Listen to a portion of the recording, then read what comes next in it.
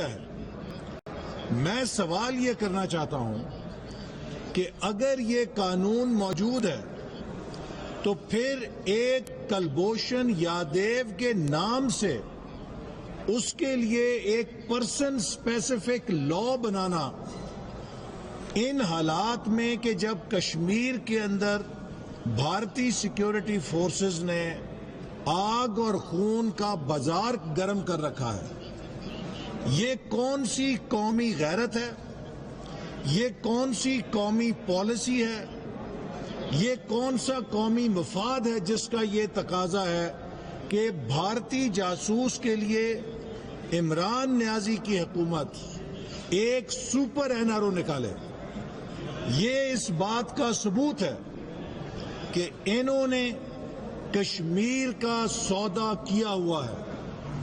اگر کشمیر کا سودا نہ کیا ہوتا تو کبھی بھارت کو جرأت نہ ہوتی کہ وہ مقبوضہ کشمیر پر اپنا تسلط قائم کرتا اور اس کو بھارت کے اندر اس کی متنازع حیثیت ختم کر کے مدغم کر لیتا، مرجر کر لیتا اس کا اپنی فیڈریشن کے اندر۔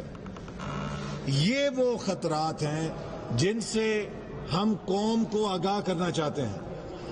یہ عمران احمد نیازی صرف انتقام کا ایجنڈا رکھتا ہے، یہ صرف اپنے اقتدار کو بچانے کے لیے ہر سودا کرنا چاہتا ہے، اور اس کو فورن فنڈنگ کے ذریعے ملک پہ مسلط اس لیے کیا گیا تھا کہ پاکستان کی طاقت کو نقصان پہنچایا جائے۔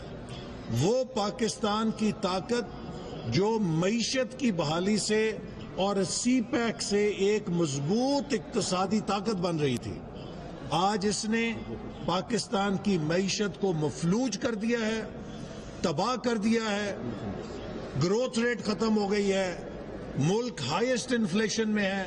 آج عام شہری، آج آپ خبریں سنیں، پاکستان کا سب سے بڑا مسئلہ کیا ہے؟ مہنگائی۔ دوسرا مسئلہ کیا ہے؟ مہنگائی۔ اور تیسرا بڑا مسئلہ کیا ہے؟ مہنگائی۔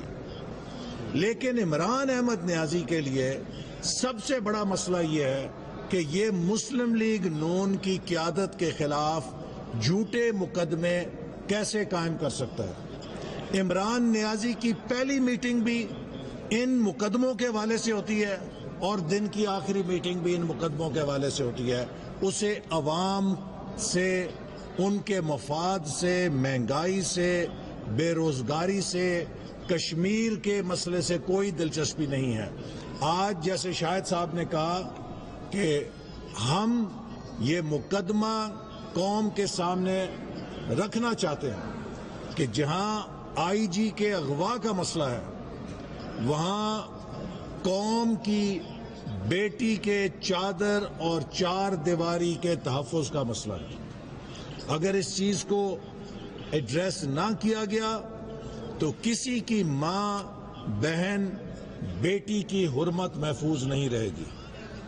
ہم اس چیز پر آواز اٹھائیں گے، احتجاج بھرپور جاری رکھیں گے جب تک کہ اس واقعے میں ملوث جو اصل کردار ہے عمران احمد نیازی، اس کو قانون کے کٹہرے میں نہیں کھڑا کیا جاتا۔ سر یہ بتائیے، دونوں سے میرا سوال ہے سر کہ جو یہ کارروائی ہوئی، ظاہر ہے چادر اور چار دیواری کا تقدس پامال ہوا، کیا مسلم لیگ نون